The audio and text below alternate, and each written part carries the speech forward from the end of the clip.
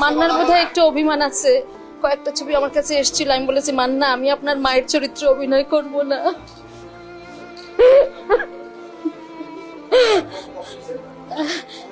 আমি বললাম যে এইবার আপনার ছবিতে আপনার মায়ের চরিত্রে অভিনয় করব।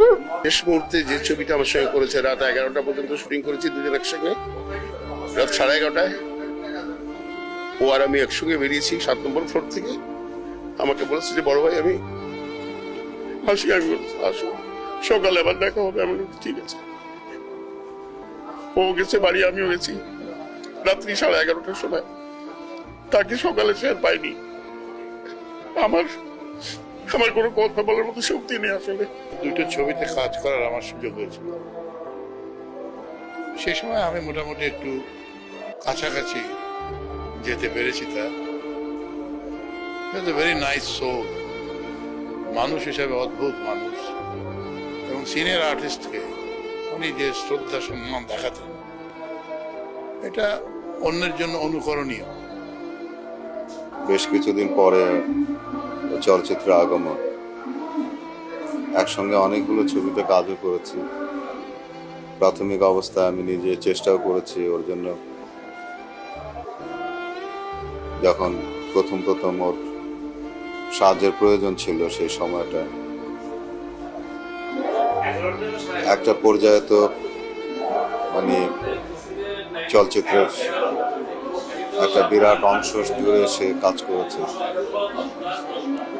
আজকে এই অবস্থায় চলে যাওয়াটা আসলে ইন্ডাস্ট্রির জন্য অবশ্যই একটা বিরাট ক্ষতি। সে আমার শিল্পী সমিতির সাধারণ সম্পাদক ছিল, আমি সভাপতি। দীর্ঘ 3 বছর ধরে একসাথে কাজ করছি। সে সব সময় চলচ্চিত্রের উন্নয়নের জন্য, চলচ্চিত্রের ভালোর জন্য সে সংগ্রাম করে গেছে, এবং সে একজন মনে প্রাণের শিল্পী। বান্ধবীর সাথে আমার লাস্ট কথা হয়েছিল পরশুদিন রাতে। সে নিজে ফোন করেছিল একটা ছবির শিডিউল দেওয়ার জন্য। চাষিবার একটা ছবি করতে পারেনি, এই জন্য খুব আফসোস করলো। মান্না নেই ফিল্মে, এটা আমার ব্যক্তিগতভাবে যেহেতু সে আমার কলেজ জীবনের বন্ধু, স্কুল জীবনের বন্ধু, আমার ব্যথাটা অন্য। আমার ব্যথাটা হচ্ছে যে আমার বাল্যকালের বন্ধু। ও যদি থাকতো পৃথিবীতে, না হয় অনেক কথা বলতাম। ও তো নেই,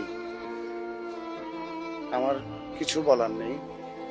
তবে এতটুকু জানি, এই পৃথিবীতে আমার যদি কোনো বন্ধু থেকে থাকে, মান্না আমার বেস্ট ফ্রেন্ড।